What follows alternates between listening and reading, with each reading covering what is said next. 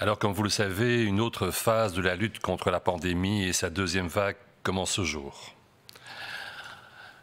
Nous allons commencer cette conférence par les chiffres, comme d'habitude, et ceux-ci continuent à montrer une augmentation tant des infections que des hospitalisations et que des décès.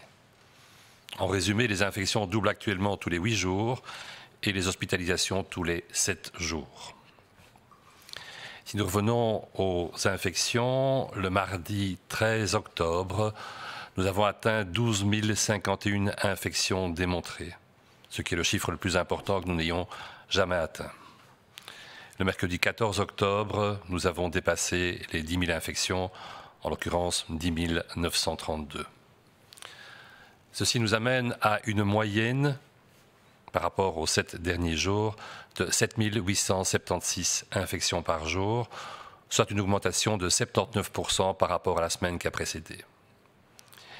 Cette augmentation pourra vous paraître légèrement inférieure, effectivement, à celle qu'on avait jusqu'il y a peu, mais il faut interpréter ces chiffres avec prudence.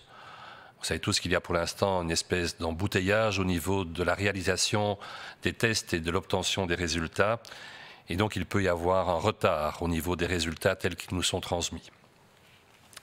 Dans ce contexte, il est possible que nous n'ayons pas encore une vue d'ensemble suffisante sur les derniers chiffres pour que réellement on puisse parler de quelque chose au niveau du nombre de nouveaux cas. Actuellement, sur le tableau qui vous est projeté, vous allez voir qu'une infection sur 5 survient toujours dans la tranche des 20 à 30 ans.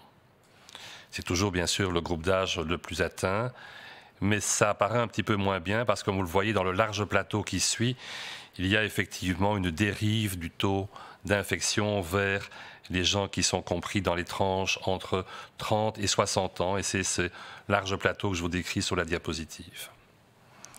On a augmentation aussi chez les gens plus âgés, entre autres chez les personnes de plus de 70 ans, et même si le nombre dans l'absolu reste faible, vous voyez sur la diapositive, il a encore doublé par rapport à la semaine précédente. Ces chiffres sont valables pour tout le territoire, mais il est clair que le nombre d'infections par habitant est actuellement toujours le plus élevé à Bruxelles et en Wallonie, si on compare avec la Flandre. Cependant, l'augmentation la plus rapide, et vous le voyez dans la couleur sombre, est actuellement observée en Flandre occidentale, où les chiffres doublent désormais tous les 6 jours. La Flandre occidentale est suivie par le Limbourg, vous voyez 100%, Liège et le Hainaut, où les chiffres doublent tous les 7 jours. Le point le plus chaud actuellement sur le territoire en nombre de nouveaux cas est très clairement la province de Liège, où dans l'absolu, on détectait en moyenne 1424 nouveaux cas par jour durant les 7 derniers jours, ce qui est une augmentation de 93% par rapport à la semaine précédente. Très proche de la province de Liège, la province du Hainaut, avec 1327 nouveaux cas, soit une augmentation de 107%. Après ces deux provinces viennent Bruxelles et Anvers, Bruxelles avec 1174 nouveaux cas et Anvers avec 802 nouveaux cas, essentiellement pour Anvers, centré sur la ville d'Anvers et la deuxième plus grande ville de la province, la ville de Malines. Si on s'intéresse maintenant aux hôpitaux et aux admissions à l'hôpital, globalement par rapport au pays, les chiffres dans les hôpitaux doublent, on vous l'a dit, chaque semaine. Ce samedi, 17 octobre, nous avons eu 351 nouvelles admissions liées au Covid. Ceci correspond à la moitié, un peu plus d'ailleurs, de la moitié, du nombre d'admissions lors du pic de la première vague. Pour vous rappeler ceci, c'était le 28 mars où il y avait eu 629 admissions. Sur toute la semaine, la moyenne se monte à 252 nouvelles admissions par jour, ce qui est un doublement par rapport à la semaine précédente. Alors si on décompose ces chiffres par région, on se rend compte, et vous l'avez entendu dans les médias durant ce week-end, que la situation est particulièrement précaire en Wallonie, puisque ce même samedi 17 octobre, où au niveau national, on a eu la moitié des admissions par rapport au pic, la Wallonie a, elle, atteint le même chiffre, autant d'hospitalisations que lors du pic de la première vague. Les admissions y augmentent aussi plus rapidement. La courbe est plus verticale que lors de la première vague.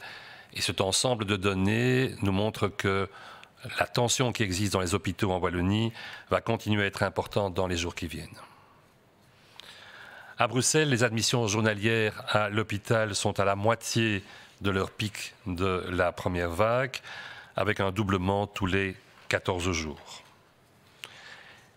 Si en Flandre actuellement on en est, si je peux me permettre l'expression, qu'au tiers des chiffres du pic de la première vague, on assiste à une accélération inquiétante, les chiffres doublant malgré tout tous les 7 jours.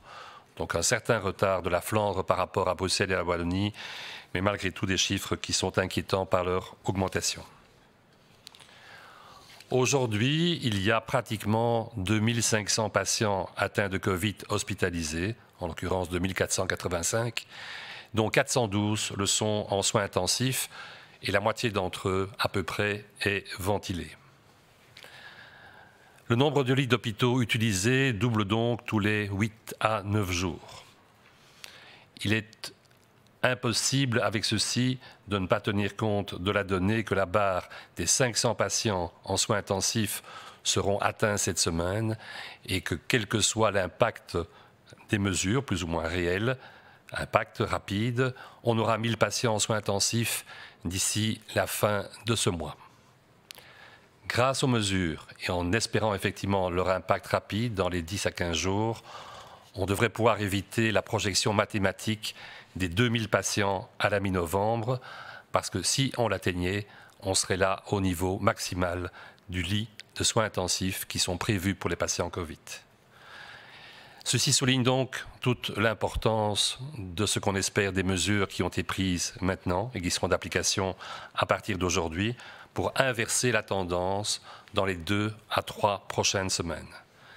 Cette inversion de tendance ne vient, vous le savez, pas d'une décision au niveau du politique, mais d'une application au niveau de la population.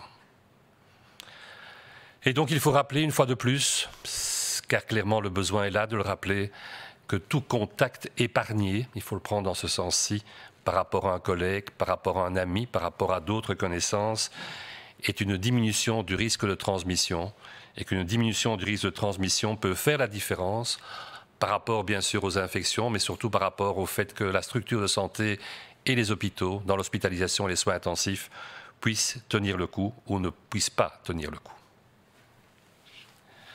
Parallèlement à ces notions d'infection et d'hospitalisation, nous avons malheureusement à déplorer un nombre de décès qui continue à augmenter. Le mercredi 14 octobre, il y a eu 42 décès imputés au Covid et en moyenne, il y a eu 30 décès par Covid par jour la semaine précédente, ce qui est une augmentation de 89% par rapport aux chiffres de la semaine qui précède. Merci pour votre attention.